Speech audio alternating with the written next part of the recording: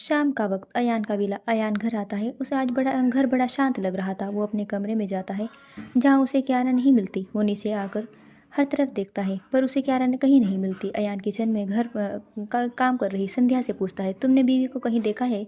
कहाँ है? संध्या अयान को देखकर हाथ बांधे सर झुकाए कहती है, जी सर, मैम टेरेस पर गई है। अयान कंफ्यूज सा कहता है, टेरेस पर?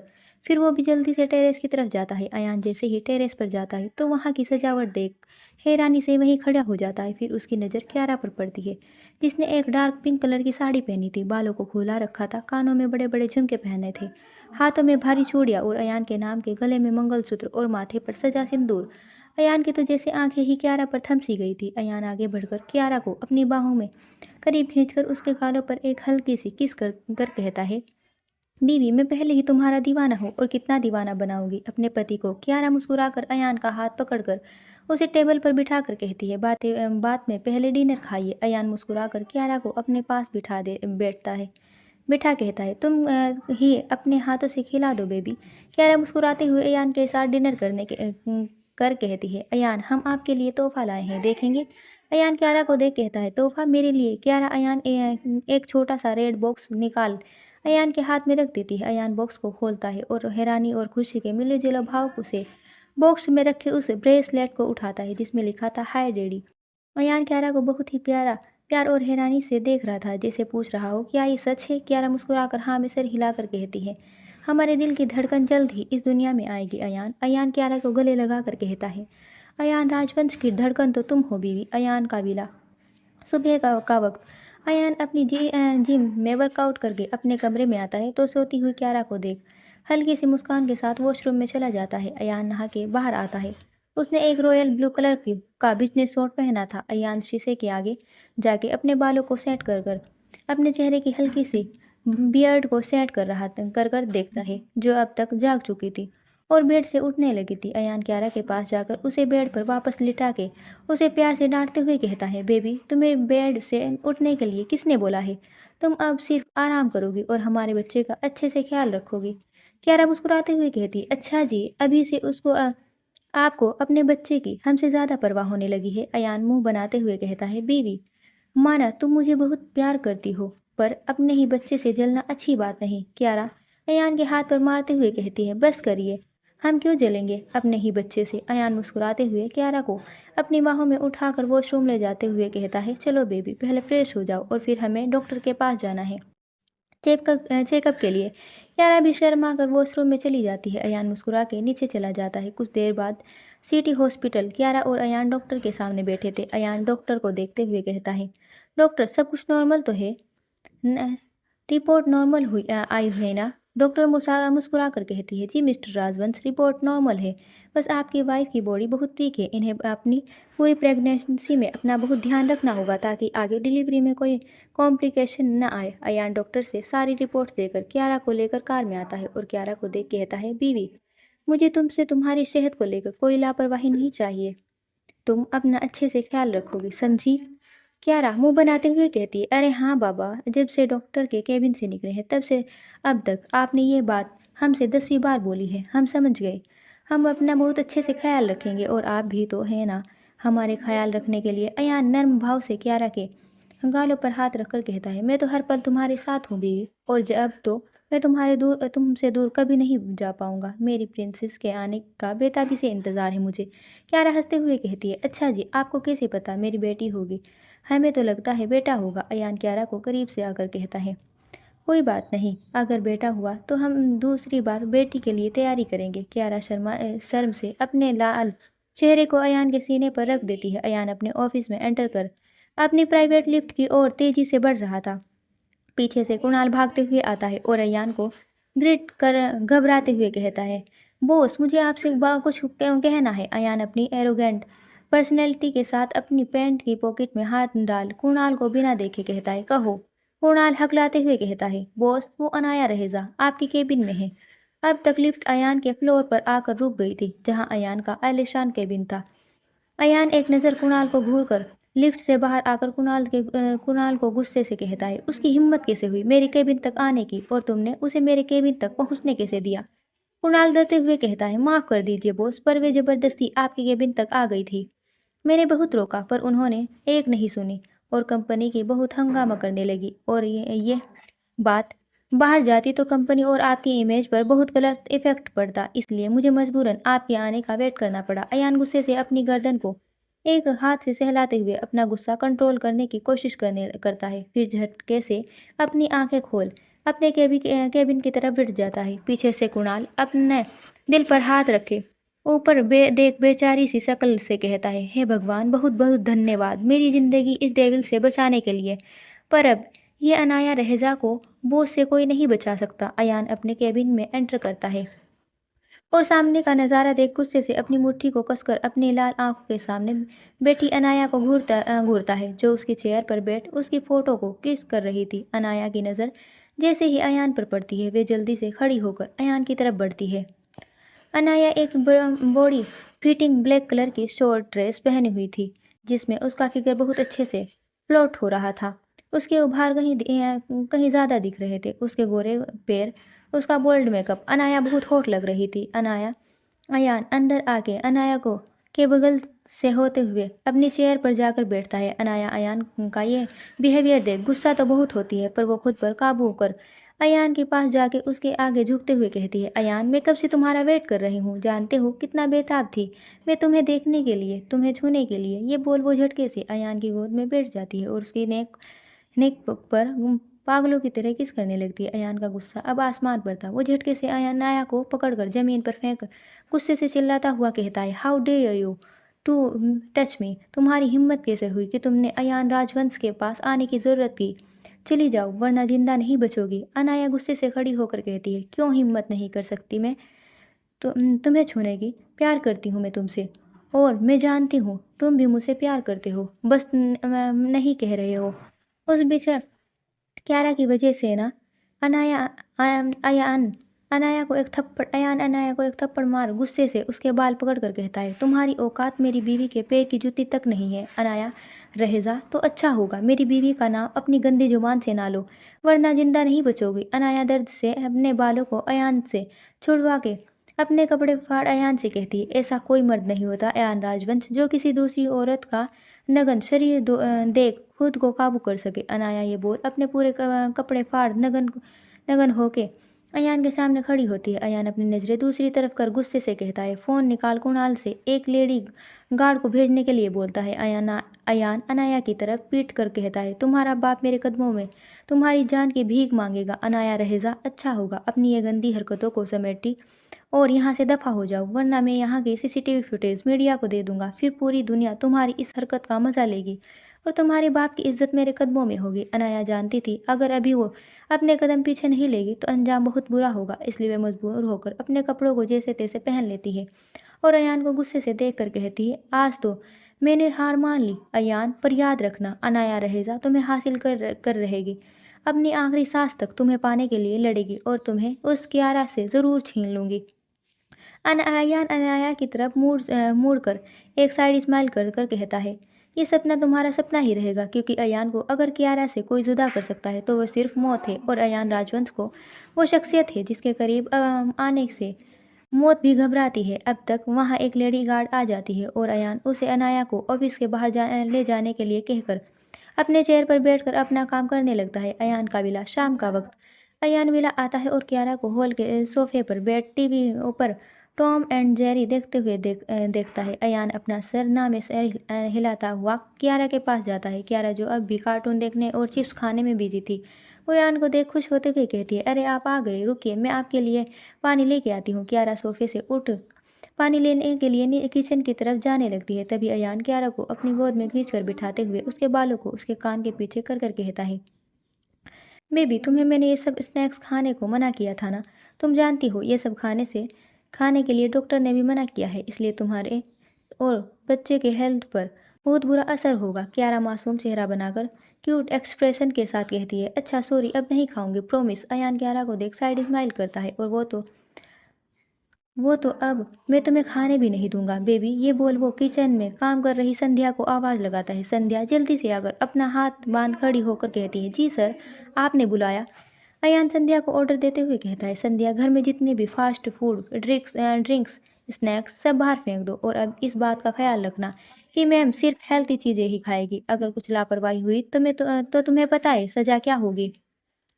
संध्या डरते हुए हाँ में सर हिला देती है। क्यारा गुस्से से अयान को देखती है, फिर संध्या को देखकर कहती है, संध्या दी, आप जाइए, अपना काम कीजिए और मुस्कुराते हुए कीजिए। फिर वो अयान को देखकर कहती है, डर के काम करने की कोई ज़रूरत नहीं है। संध्या ये सुन मुस्कुरा के वहाँ से चली जाती है। अयान अपनी आंखें छोटी कर क्यारा को देखते हुए कहता है, बीवी, लगता है तुम कुछ ज़्यादा ही ट्रेनिंग हो गई हो, इसकी सज़ा तुम्हें मिलेगी। ये बोल वो कियारा को अपनी गोद में उठा के जाने लगता है। तभी पीछे से मितेश की आवाज़ आती है, भाई कहाँ हो आप? देखो मैं अमेरिका से वापस आ गया। अयान पीछे मुड़कर देखता है, जहाँ मितेश अपने हाथ फैलाए आंखें फाड़ के अयान को देख रहा था, जिसकी गोद में क्यारा भी अपनी आंखें फाड़े सामने मितेश को देख रही थी। अयान क्यारा को नीचे उतार अपनी पॉकेट में हाथ रख मितेश को देखते हुए कहता है, तुम कब आए अमेरिका से? तुम्हारी तो मास्टर अभी रह रही थी ना? मितेश होश में आते हुए कहता है, हाँ भाई, पर मैं कुछ टाइम की छुट्टियों में आया हूँ, तो फिर वापस चला जाऊँगा। पर ये बात छोड़िए और ये बताइए, क्या ये मेरी भाभी है? अयान क्यारा को देख हाँ में सर हिला कर कहता है, हाँ ये तुम्हारी भाभी है। मितेश ये सुन मुस्कुराते हुए क्यारा के पास जाके उसके पैर छूते हुए कहता है, भाभी नमस्ते, कैसी हैं आप? मैं हूँ आपका छोटा देवर मितेश। क्यारा भी मुस्कुराकर मितेश के सर पर हाथ रखकर कहती है, जी नमस्ते, कैसे हैं आप?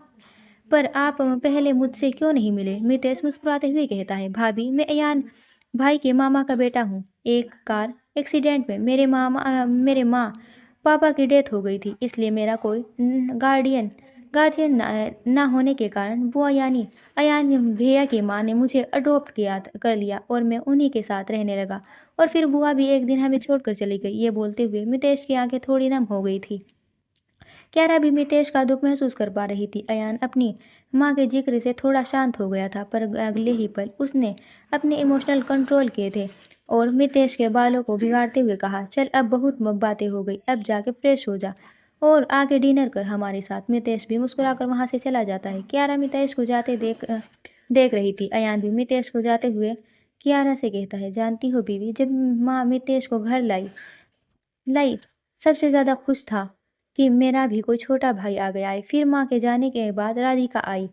राधिका मुझे ही पसंद नहीं करती थी, तो मितेश को कैसे करती? इसलिए मैंने मितेश को बचपन से ही बोर्डिंग स्कूल में डाला था और उसने कभी मुझसे इस बात की शिकायत नहीं की। छुट्टियों में जब वे आता तो राधिका उसे अच्छा बर्ताव नहीं करती थी और ये पागल उसे अपनी माँ मान सब सहता था। क्यारा ये सुन इमोशनल होते हुए कहती है, बस अब ये बातें खत्म कीजिए।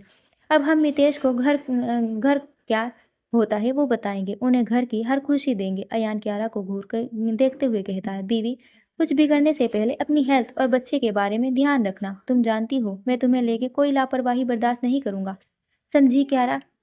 क्यारा मुंह बनाते हुए हाँ में सर हिला देती है और किचन की तरफ चली जाती है। अयान भी फ्रेश होने अपने वो रूम में चला जाता है। दूसरी तरफ रहेजा मेंशन में अनाया सोफे पर बैठी हुई अयान का नाम लिए जा रही थी। अयान, अयान, अयान, अयान, अयान।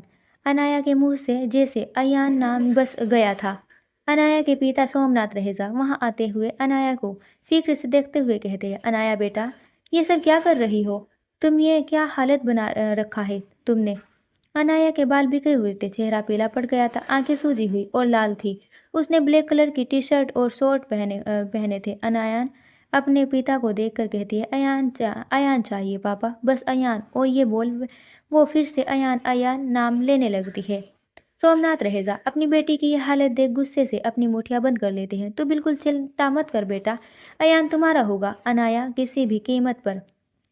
ये बोल वो अनाया के सिर पर हाथ फेरते हैं कि तब भी पीछे से एक आवाज़ आती है, अयान को तो हम भी अनाया का करके रहेंगे।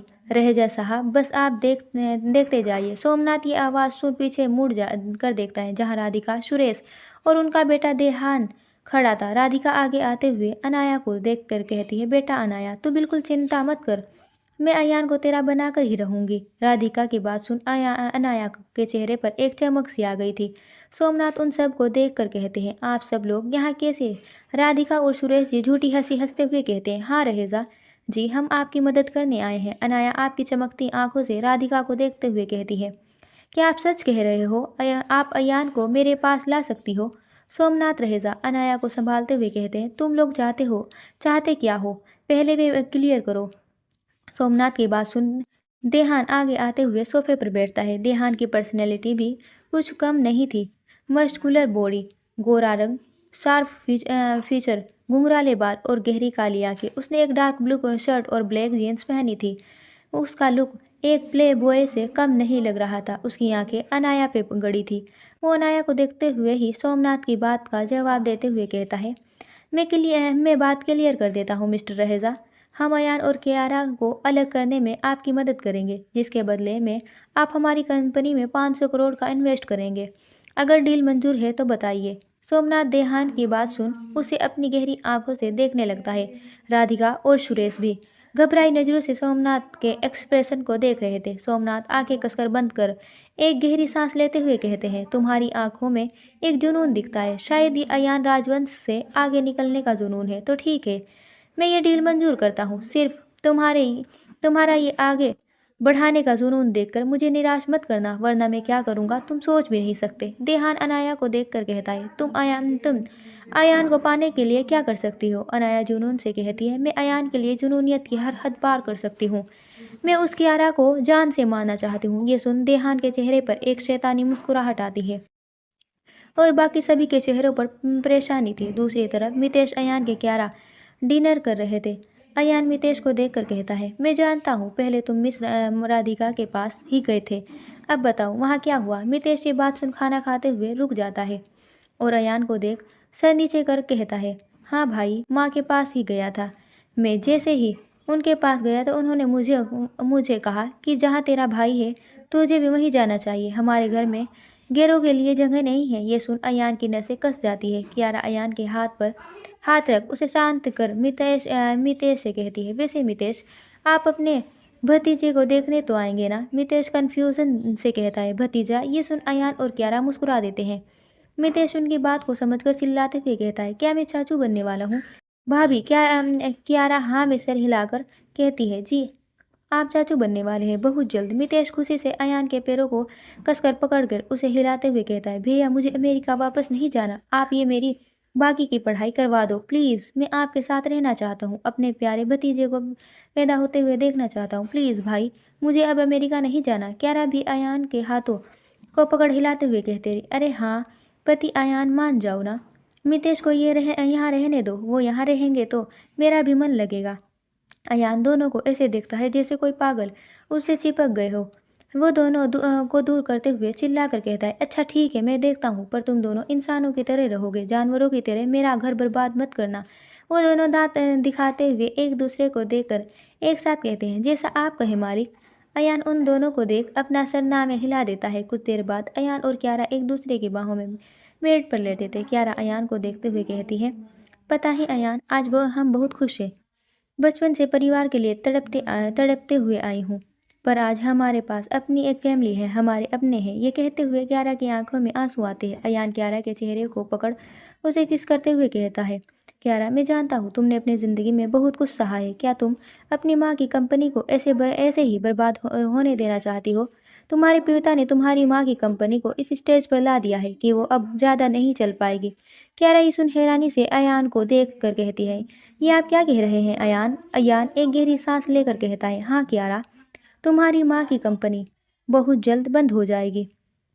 क्यारा, तुम्हारे पापा ने किसी और कंपनी में अपना ध्यान देना शुरू कर दिया है और मैंने पता करवाया है। वो दूसरी कंपनी जो उन्होंने तुम्हारी बहन के नाम पर शुरू की है, उसके लिए वो तुम्हारी माँ की कंपनी बेचने वाले हैं। क्यारा बेड पर बैठते हुए अयान को देखकर परेशान होते हुए कहती है, नहीं अयान, मुझे मेरी माँ की कंपनी चाहिए, किसी भी कीमत पर, बस एक वही तो निशानी है मेरे पास, उनकी। अयान अयान क्यारा को गले लगा कर कहता है, तुम चिंता मत करो, हम तुम्हारी माँ की कंपनी को कुछ नहीं होने देंगे। ये बोल वे क्यारा के चेहरे को पकड़ उसे किस करने लगता है और धीरे धीरे वो किस पैशनेंट होती चली जाती है। थोड़ी ही देर बाद वे दोनों कपड़े नीचे फैले हुए थे और कियारा गहरी सांसें लेते हुए अयान को देखकर कहती है, अयान क्या ये बेबी के लिए ठीक है? कोई प्रॉब्लम तो नहीं होगी ना? अयान मुस्कुराते हुए कहता है, तुम्हें क्या लगता है बेबी की मैं बिना डॉक्टर्स के पूछे ये स्टेप लूँगा? क्यारा ये सुन शर्मा जाती है और अयान कियारा के शरीर पर अपना होंठ फेराने लगता है। अयान जैसे ही क्यारा में खुद को समाता है, क्यारा की हल्की सी आह निकाल जाती है जो वक्त के साथ बढ़ती जाती है और वो रात उनके प्यार में बीतती चली जाती है। राजवंश मैंशन। सुबह का वक्त। कियारा नहा के बाथरूम से बाहर आती है। उसने एक बेबी पिंक कलर का प्लाजो सूट पहना था। चेहरे पर एक बहुत ही प्यारा ग्लो था। कियारा एक नज़र बेड पर सोए अयान को देखती है और फिर घड़ी को देख अयान के पास जाकर अपनी कमर पर हाथ रखते हुए कहती है, ये देखो, सुबह के 7 बज रहे हैं और ये लंबी तान कर सो रहे हैं। फिर वो अयान को जगाते हुए कहती है, अयान उठिए, के 7 बज रहे हैं, इतनी खूबसूरत सुबह है। उठिए अयान। नींद में ही कियारा को खींचकर अपनी बाहों में जकड़ कर मदहोशी भरी आवाज़ में कहता है, बीवी, मेरी ज़िंदगी की खूबसूरत सुबह सिर्फ तुमसे होती है। कियारा अयान से दूर होते हुए उसके कंधे पे मार कर कहती है, एक तो अपने आपने मुझे रात में ठीक से सोने नहीं दिया और अब फिर से शुरू हो गए। और आप क्या भूल रहे हैं कि आपकी एक ज़रूरी मीटिंग है 8 बजे। कुणाल के कॉल आ रहे हैं, उससे बात कर कर लीजिए। बहुत परेशान हो रहा था। अयान मीटिंग की बात से बेड से उठते हुए घमंड से कहता है, बीवी, तुम शायद भूल रही हो कि मैं अयान राजवंश हूँ। मैं टाइम पे कभी नहीं पूछा। फिर भी किसी की हिम्मत नहीं है कि कोई मुझसे कोई सवाल कर ले। कियारा हंसते हुए अयान को पकड़ कर कहती है, जी, जहाँ पर टाइम से पहुँचना इंसान को ज़रूरी होता है, वरना आपके एम्प्लॉय क्या कहेंगे कि हमारे बॉस को ही टाइम की कदर नहीं, तो हम क्या करें। अयान कियारा को प्यार से देखते हुए उसके बालों को कान के पीछे करके कहता है, मैं तुमसे कभी नहीं जीत सकता बेबी। कियारा हंसते हुए अयान को देकर धक्का देकर कहती है, अच्छा अब जाइए, फ्रेश हो जाइए, मैं नाश्ता बनाने जा रही हूँ। अयान कियारा को अपने करीब कर सीरियस एक्सप्रेशन से कहता है, बेबी, तुम किचन में नहीं जाओगे, तुम कोई काम नहीं करोगी, और ये मेरा ऑर्डर है, समझी। कियारा एक गहरी सांस लेके कहती है, अच्छा ठीक है, पर संध्या को बता दो कि क्या बनाना है। अयान फिर कियारा को छोड़ उसके होठों पर किस कर कहता है, अब जाओ बीवी। कियारा शर्मा से कर जल्दी से नीचे की तरफ चली जाती है।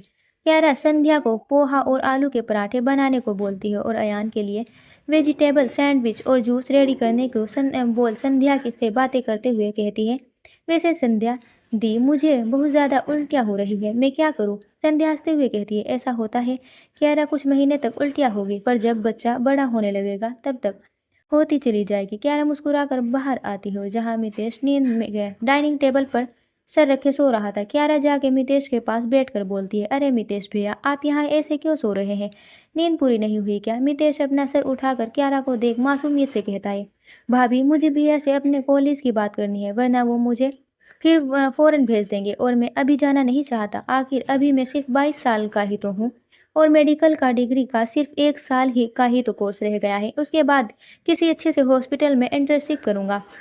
क्यारा भी अपने गालों पर हाथ रखे क्यूट एक्सप्रेशन से कहती है, तो आप इतनी जल्दी क्यों जाग गए। ये बात तो आप शाम को भी कर सकते थे। मितेश अपना सर खुजाते हुए कहता है, हाँ भाभी, ये बात तो मैंने सोची ही नहीं। मितेश और क्यारा बात कर ही रहे थे कि तभी अयान अपने ब्लैक कलर के बिजनेस सूट में आकर चेयर पर बैठता हुआ मितेश को देखते हुए सख्त एक्सप्रेशन के साथ कहता है, तुम आज इतनी जल्दी कैसे जाग गए। मितेश अयान को देखते हुए सीधा बैठते हुए कहता है, भाई, वो मुझे आपसे बात करनी थी। अयान अपने फ़ोन में मेल चेक करते हुए बस हम करता है। मितेश क्यारा को बेचारा सा मुंह बनाकर देखता है। क्यारा जो संध्या के साथ नाश्ता सर्व कर रही थी, वो मितेश को देख बेस्ट ऑफ लक का इशारा करती है। मितेश अयान को देख एक सांस में कहता है, भाई, आप कोई कॉलेज में मेरा एडमिशन करा दीजिए। मैं अपना मेडिकल का आखिरी साल यहीं से कंप्लीट करूंगा और फिर किसी अच्छे हॉस्पिटल से इंटर्नशिप करूंगा। ये बोल वे अपनी आंखें बंद कर सीधा बैठ जाता है। अयान एक नज़र मितेश को देखता है और फिर कियारा को देखता है, जो उसे क्यूट क्यूट फेस बनाकर हाँ करने को कह रही थी। अयान उन दोनों को देख अपना सर हिलाते हुए कहता है, ठीक है, आज ही करवाता हूँ। ये बोल वो नाश्ता करने लगता है और मितेश और कियारा खुश होते हुए दूर से ही हाई फाई करते हैं। दूसरी तरफ रेहजा मेंशन अनाया सोफे पर उल्टी लेट किसी को फ़ोन पर बात करते हुए कहती है, काम कब तक होगा। दूसरी तरफ से एक गंदी सी हींग के साथ कोई कहता है, मैडम, काम जल्दी ही हो जाएगा, आप बस पैसे रेडी रखना। ये बोल वो आदमी फ़ोन काट देता है। अनाया अपनी आंखों में नफरत लिए कहती है, तुम्हें तो मरना होगा कियारा, मेरे अयान से दूर होना होगा, फिर अयान आएगा मेरे करीब और मेरे अंदर जो आग लगी है मैं उसे बुझा पाऊंगी। अनाया ये सोच ही रही थी, तभी उसका फ़ोन रिंग करता है जिस पे दोहान नाम शो हो रहा था। अनाया मुंह बना के फ़ोन उठाती है। दूसरी तरफ से दोहान कहता है, क्यारा को हटाने का रास्ता मिला है, बाहर तुम्हारा इंतजार कर रहा हूँ। ये बोल वो फ़ोन काट देता है। अनाया फ़ोन को कुछ पल घूरती है, फिर सोफे से उठ बाहर निकल जाती है और देहान की कार में बैठते हुए कहती है, बोलो क्या प्लान है। देहान अनाया को घूरने लगता है, जिसे जिसने अभी सिर्फ एक क्रॉप टॉप और शॉर्ट्स पहने थे और बालों को खुला रखा था। चेहरे पर एक खूबसूरत सा मेकअप किया था। ध्यान अपनी आंखों को अनाया के जिस्म पर टिकाए कहता है, प्लान के बदले तुम चाहिए। अनाया ध्यान को घूरते हुए कहती है, मैं अयान से प्यार करती हूँ। ध्यान हंसते हुए कहता है, तो करो उसे प्यार, मैंने कब मना किया है। मुझे तो बस अपनी प्यास बुझानी, और मैं जानता हूँ तुम्हारे अंदर अयान से अपनी प्यास बुझाने की आग लगी है। प्यार तो बस एक नाम दे रही हो अपनी असली हसरत को छुपाने के लिए। ये बोल वो गाड़ी को स्टार्ट कर एक सुनसान जगह लाकर रोक देता है। अनाया ध्यान से अपने पूछती है। उससे पहले ही ध्यान तेजी से अनाया को पकड़ अपनी गोद में बिठाते हुए उसके गले और कॉलर बोन पर किस करने लगता है। अनाया पहले छूटने की कोशिश करती है और फिर वह धीरे धीरे देहान का साथ देने लगती है। 3 घंटे बाद खुद को अलग करता है और उसे देखकर कहता है, मैंने तो तुम्हें बस कच्चा खिलाड़ी समझा था, पर तुमने तो पता नहीं कितने खेल खेल रखे हैं। अनाया अपने कपड़े पहनते हुए दोहान को घूरते हुए कहती है, शट अप। जिस काम के लिए मैंने तुम्हें अपना आप को सौंपा है वो काम जल्दी से जल्द जल्द होना चाहिए, समझे। दुहान भी हाँ में करके कार को एक मॉल के बाहर रोक देता है। अनाया कन्फ्यूजन से दोहान को देखकर कहती है, तुमने यहाँ गाड़ी क्यों रोकी। दोहान अनाया को देख अपना फ़ोन निकाल किसी को कॉल करते हुए कहता है, यहाँ पर क्यारा आई है, मुझे मेरे आदमी ने बताया है और मैंने आज तक क्यारा को नहीं देखा, इसलिए आज सिर्फ उसे देखने आया हूँ। अनाया कहती है, वाह, जिसे मारने वाले हो उसका चेहरा भी नहीं देखा, मीडिया में उसकी फ़ोटो आई थी, तब देख लेते। दोहान अनाया को बिन देखे बोलता है, हाँ, पर जब तक मैं देखता अयान ने कियारा की फ़ोटो को मीडिया से हटवा दिया था। अनाया आगे कुछ कहती तभी दोहान का आदमी फ़ोन पर उसे कियारा को देखते हुए कहता है, बॉस, मेरे आगे जो पिंक कलर के सूट में लड़की है वो है कियारा राजवंश। दोहान की नज़र जैसे ही कियारा पर जाती है वो बस आंखें खोले कियारा को देखता रह जाता है। मॉल के बाहर देहान कार में बैठा बस कियारा को घूरे जा रहा था। अनाया कियारा को देख नफरत से कहती है, आई हेट दैट बीच। दोहान एक डेविल स्माइल कर मन में कहता है, नहीं, मैं इसे नहीं मार सकता, ये अयान के लिए नहीं मेरे लिए बनी है, इसकी खूबसूरती मुझे पागल कर रही है। अनाया दोहान को देख गुस्से से कहती है, अब तुम उसे क्यों घूर रहे हो, तुम्हारा भी दिल आ गया है क्या। इस पर दोहान अनाया की तरफ गुस्से से देख अपनी खतरनाक आवाज़ में कहता है, ज़्यादा शोर मत करो और ये तो बिल्कुल मत सोचना कि मैं तुम्हारे ऑर्डर मानूंगा। मैं दोहान राजवंश हूँ और मैं सेकंड्स नहीं लगाऊंगी तुम्हें मारने में, तो जो मैं कर रहा हूँ मुझे करने देना। मैं चिंता मत करो, अयान तुम्हारा ही होगा। फिर वो कियारा को देख अपने शाय को आवाज़ में कहता है, और कियारा मेरी होगी। दोस्तों, कहानी अच्छी लगे तो please like, comment, share and subscribe करना बिल्कुल ना भूलें। कल मिलते हैं एक नए पार्ट के साथ, तब तक के लिए बाय बाय।